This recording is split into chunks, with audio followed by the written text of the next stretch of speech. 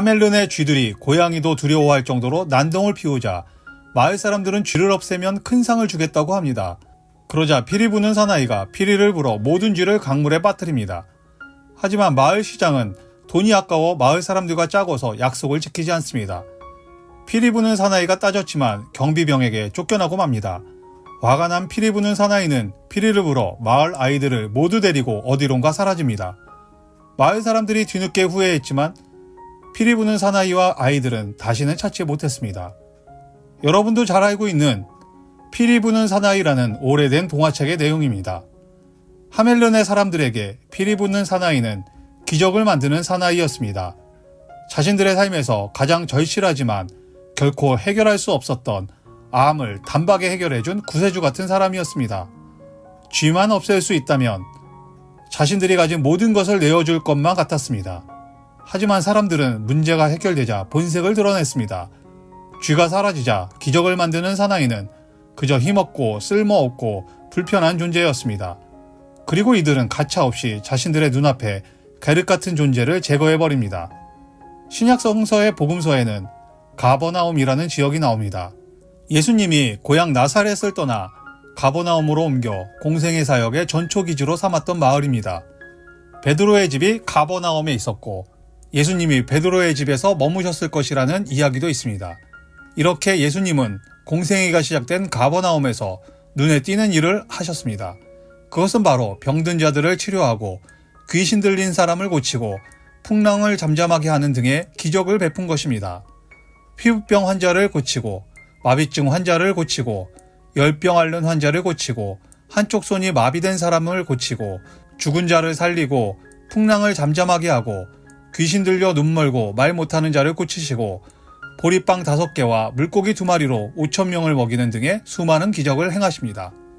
가버나움에서 시작된 이 기적을 만드는 사나이는 복음서 전체에 걸쳐 예수님을 표현하는 가장 두드러진 표현 중 하나가 됩니다. 그래서 오랜 시간 대부분의 기독교인들에게 예수님은 기적을 만드는 사나이로서 각인됩니다. 그리고 사도행전에 변화된 베드로와 바울이 예수님과 같이 기적을 만드는 사나이로 등장하는 것은 자연스러운 변화라고 여겨왔습니다.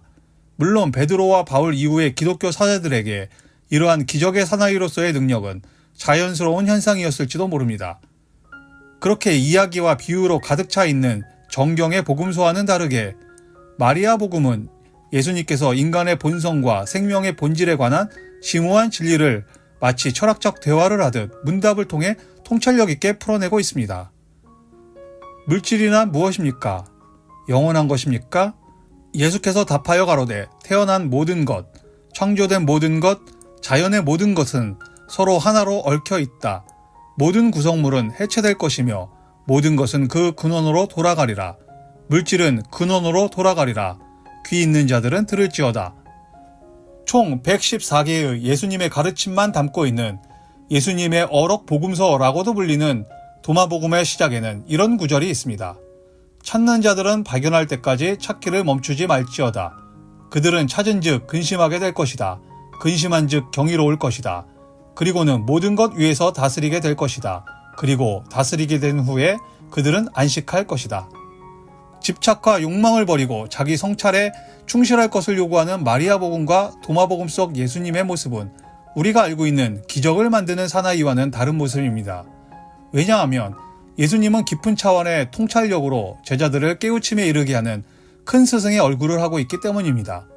제자들의 엉뚱한 질문에도 현명한 대답을 하시며 큰 가르침을 주고 우주의 이치를 깨닫게 하여 스스로 새로운 차원의 삶으로 나아가도록 하는 동서양을 막론한 위대한 철학자이며 스승의 모습을 하고 있기 때문입니다.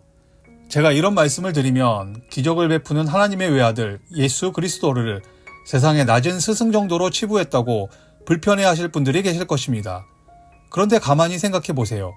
세상을 창조한 분의 외아들이며 하나님과 동일한 분이며 성서를 넘어선 분이 자신이 창조한 세상의 철학을 섭렵하고 심층적인 내면의 세계를 통달하고 우주의 이치를 깨우치고 넘어서지 않았다는 게 더 이상한 일 아닌가요? 이런 것들과는 상관없이 그저 병 고쳐주고 먹을 것 나눠주고 죽은 사람 살려준 기적을 만드는 사나이로만 전락시킨 것이 더 문제 아닌가요?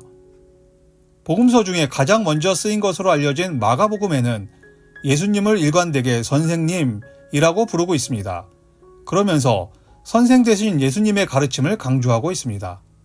마가복음의 가르침이라는 단어는 헬라어 디다케라는 단어인데 총 22번 등장합니다. 16장의 마가복음에 22번의 가르침이라는 디다케가 22번 등장했다는 것입니다. 다른 복음서에는 디다케라는 단어가 13번에서 16번 정도 등장하는 것과 비교하면 상당한 비중이라 할 수 있습니다.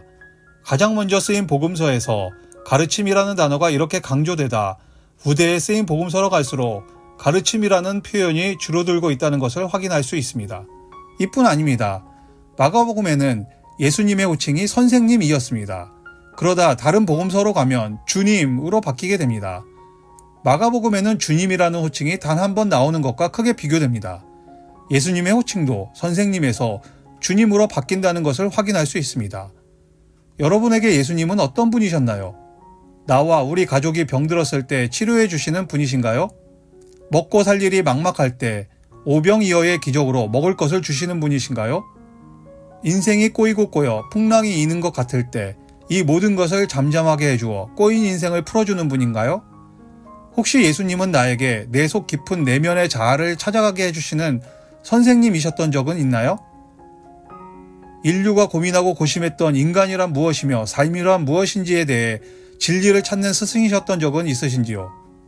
우주의 이치를 찾아가며 내 자신이 우주의 어떤 존재라는 것을 깨닫게 해주는 큰 선생님이셨던 적은 있으셨는지요? 들끓는 쥐를 퇴치하고 싶었던 하멜른의 사람들은 선생님은 필요 없었던 것 같습니다. 그저 쥐를 쫓아줄 기적의 사나이만 필요했던 것 같습니다. 쥐를 쫓아내면 뭐든 다 해줄 것 같았지만 기적의 사나이가 기적을 베풀자 더 이상 아무짝에도 쓸모없었던 것 같습니다. 자신들이 가진 힘으로 쫓아내면 쫓겨날 힘없는 비렁뱅이 정도로 보였을지도 모릅니다. 아니면 자신들의 이중적인 민낯이 드러나는 불편한 존재였을지도 모르고요. 어떤 이들에게 예수님은 기적의 사나이로만 존재해야 했을지도 모릅니다. 예수님이 나의 선생님이 되면 그것도 내 속을 모두 꿰뚫어 보며 내 욕망과 욕심을 모두 내려놓아야 하는 분을 곁에 둔다는 것은 몹시 괴롭고 불편했던 것입니다.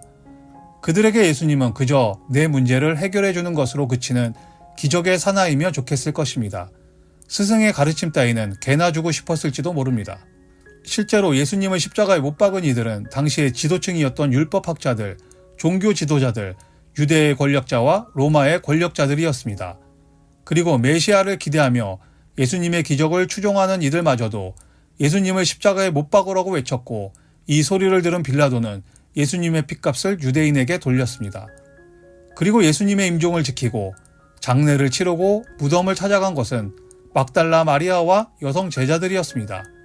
그리고 마리아 복음은 기적의 사나이 예수가 아닌 참 스승이신 예수님이 그려지고 있는 것입니다. 피리 부는 사나이가 필요했던 사람들과 피리 부는 사나이를 내어쫓은 사람들, 그리고 자신의 전부인 아이들을 모두 잃어버리고 땅을 치고 후회하는 동화는 마치 예수님을 기적을 만드는 사나이로 치부한 어떤 이들과 별반 다를 바 없어 보입니다. 여러분에게 예수님은 왜 선생님이 아니었던 것 같으신가요? 만약 선생님이었다면 도대체 어떤 선생님이셨나요? 그리고 내가 다니는 교회는 예수님이 기적을 만드는 사나이이길 원하시는 것 같으신지요? 아니면 인류를 꿰뚫는 가장 큰 선생님이시길 바라시는 것 같으신지요? 오늘도 시청해 주셔서 감사합니다.